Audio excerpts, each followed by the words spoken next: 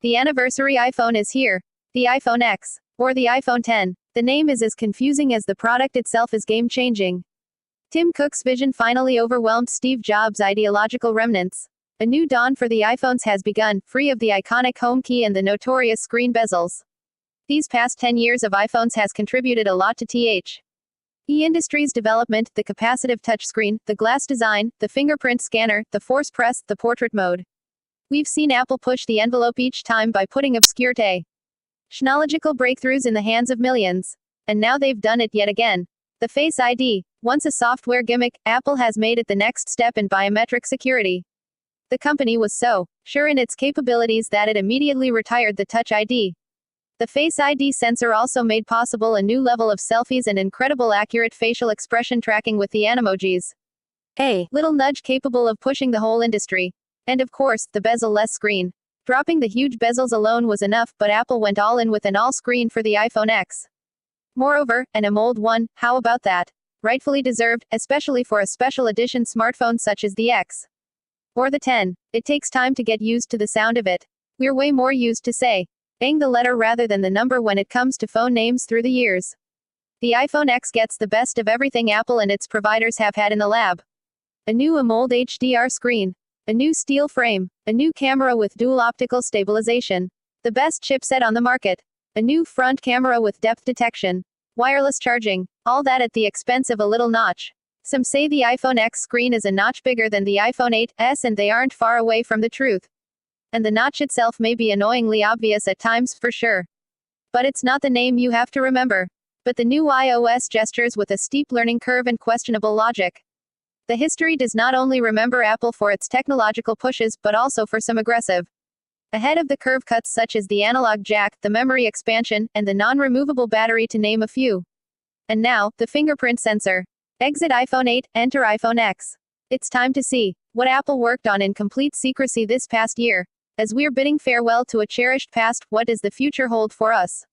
Let's meet the X. Apple iPhone X retail package. The iPhone X's retail box gets no special treatment, it's like the ones to come before it. Inside you'll find a sluggish 5W charger, a lightning cable, a pair of AirPods, and a lighting to analog adapter. Oh, and there are a few Apple stickers inside, in case you were wondering. Apple iPhone X 360-degree spin. The iPhone X measures 143.6 by 70.9 by 7.7 millimeters, that's 5 millimeters taller and a hair wider than the iPhone 8. On the other hand, the X is 5 millimeters shorter than the Galaxy S8.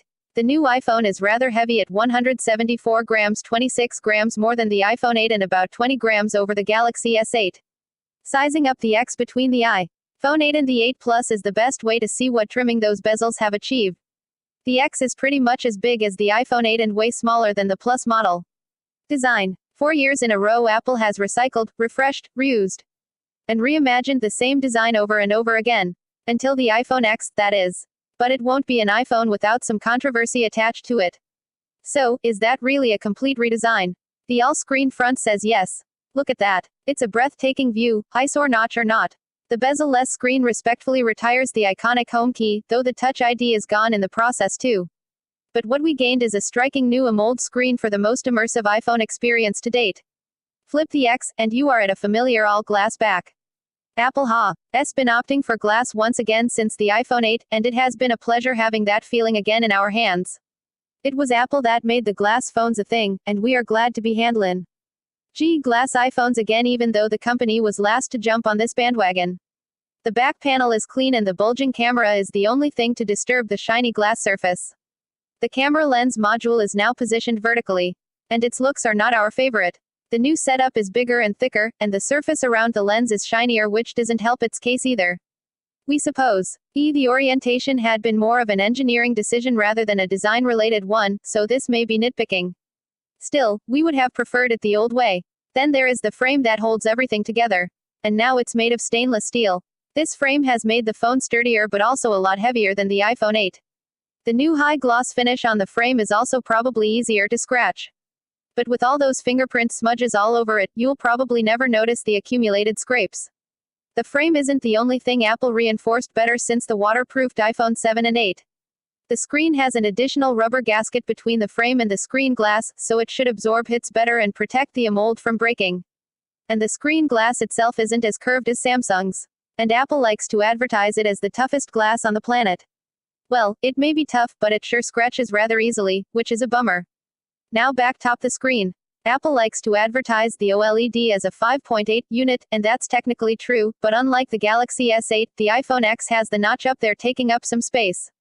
Throw some spare, white, space at the bottom of any app window to balance the notch visually, and you get pretty much the same active screen area as on the iPhone 8 and quite less than the 5.5-inch iPhone 8 Plus.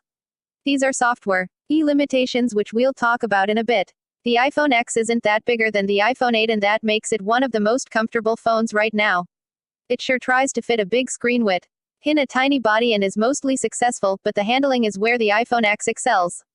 You can operate the X with just one hand all the time, you can reach anything anywhere on the screen. Yes, the phone is slippery. But due to the small form factor, the iPhone X is easily secured by your grip. The X was thoughtfully designed and is easily likable from both the iPhone and iPhone Plus fans. And back to the very first question, is the X a complete redesign? Hardly. If it looks like an iPhone and feels like an iPhone, then it doesn't redefine the iPhone design as we know it. The iPhone X has what it takes to push future Apple phones to the next level though. The all-screen front is enough to change the narrative, and everything else, whether it's the new steel frame or the notch and oddly oriented camera hump, is a byproduct of the process of moving forward. We just wish the phone didn't feel so rough around the edges, figuratively speaking. Apple iPhone X overview. The front of the iPhone X has changed the most. There is no home key, it's all screen you might say, if it wasn't for the notch. The notch is very crowded though, under that grill is the earpiece, which is also a speaker, and a built-in microphone. The selfie camera is around too, and pretty hidden under the glass is a whole bunch of tech, infrared camera, flood illuminator, and dot projector, all the essentials for Face ID, proximity. And 4-channel ambient light sensors. The volume keys and the silent switch are on the left, while the power key and the SIM slot are on the right, as usual. The top is completely bare, while the bottom has the lightning port and 2 dotted grills, one for the mouthpiece, and another one for the second speaker. The updated dual camera is on the back, bulging more than ever. It houses the 2 camera sensors and the quad LED flash. Somewhere beneath that glass back is the wireless charging coil. Display. The Apple iPhone X's most anticipated feature is, of course, the 5.8 AMOLED screen with HDR video support and 1125x 2436px resolution. The resulting pixel density is 458 pixels per inch, a flagship one for sure. The screen has a rather unusual ratio of 19.59. Taller even than Samsung's 18.59. Looking at the AMOLED under a microscope revealed a very familiar diamond pentile matrix, the same we know from a bunch of Galaxies. But before we continue with our screen tests, let's address the elephant in the room, the screen size. Apple claims the X has a 5.8 screen, except it's not what you may imagine this to be. You can see on the official site that the 5.8 measurement is for a rectangular screen while the X has rounded corners. But that's a minor quibble, the bigger issue is that there's a cutout at the top of the screen, which limits the usable area. In fact, ignoring the top portion leaves a screen that's just about 18.59 in aspect ratio. If you were to show 16:9 content on it, the traditional widescreen format that all TV shows and YouTube videos use, you're left with what is effectively a 4.96 screen. That's obviously bigger than the iPhone 8s but way smaller than the iPhone 8 Plus display. Finally, if we do so, math for the entire screen surface area, we'd end up with the fact that the iPhone 8 Plus has a marginally larger surface area than the iPhone X. In short, the iPhone X offers a screen that's theoretically almost 5.8 big. But in reality, it's as big as that of the 8 Plus, though content will have to fit with margins which make it feel more like the screen on the iPhone 8. This aside, Apple's new AMOLED screen has HDR video support and is capable of True Tone adjustments. That's an automatic white balance correction enabled by a new 6-channel ambient light sensor. Once turned on, the True Tone algorithm will correct the white balance according to the ambient light and thus make the picture more comfortable and easier on the eyes. That's completely different from the blue light filter called Night Shift. Apple promises a maximum brightness of 625 nits and 1,000,001 contrast ratio. We measured 679 nits of brightness with the slider at the far right, which is even more than promised and quite possibly the brightest OLED screen we've seen. Battery life. The iPhone X is equipped with a non-removable LiPo 2716 mAh battery, about the same capacity as the iPhone 8 Plus.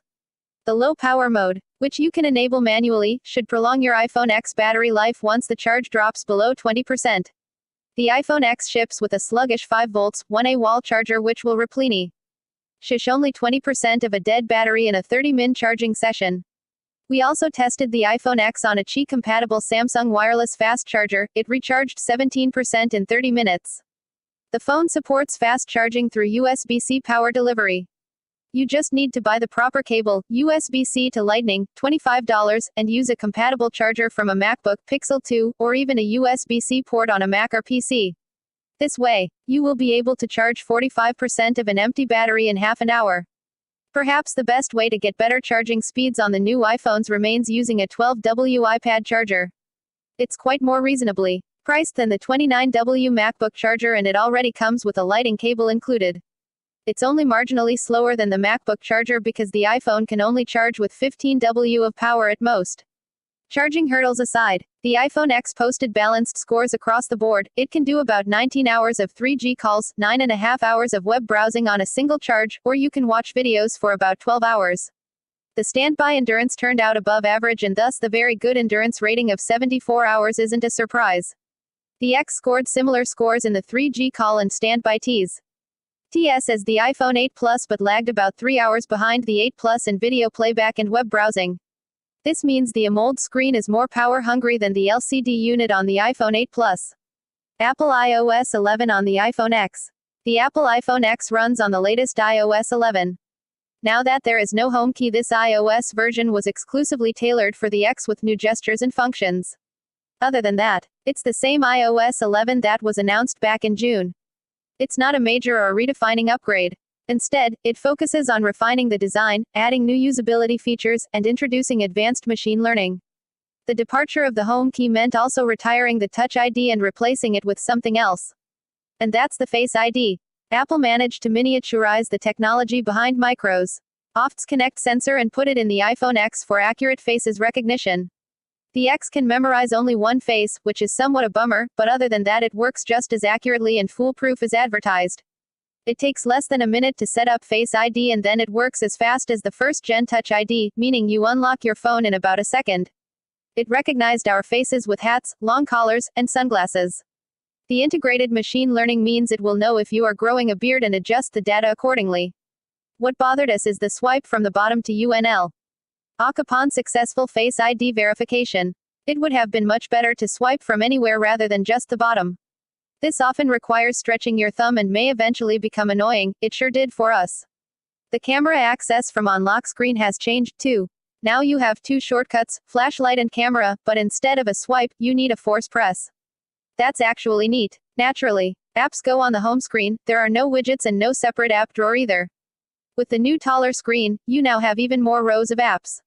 The leftmost Today page is here to stay. It is the place where various widgets go and includes a system-wide spotlight search.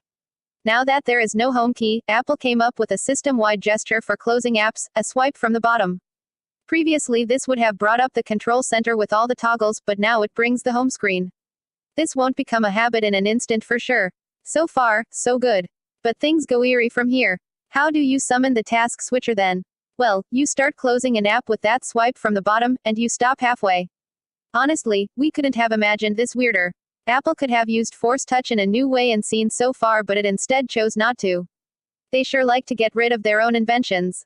Not only the task switcher has been made harder to summon, but you have to tap and hold on a card to activate the kill mode, and then swipe it to the oblivion.